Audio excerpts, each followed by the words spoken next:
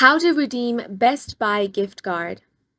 Hi guys, welcome to our channel. Let's begin. First of all, you want to open up any web browser, then head over to bestbuy.com.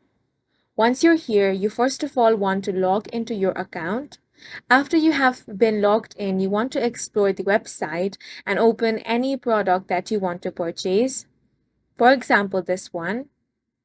Now scroll down and click on any specific details, then click on the Add to Cart option. Once it has been added to your cart, you want to click on the Cart option at the top. Once you click on the Cart option, your order will be over here. On the order summary, you can find all the details about your product. Now click on the Checkout option.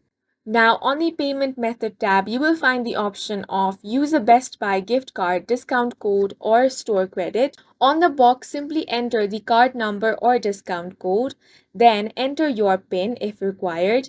Now click on the apply option and that gift card amount will be applied. And now you can proceed to checkout, and that's it for this video. If you found it helpful, please make sure to hit the like button and subscribe for more videos like this.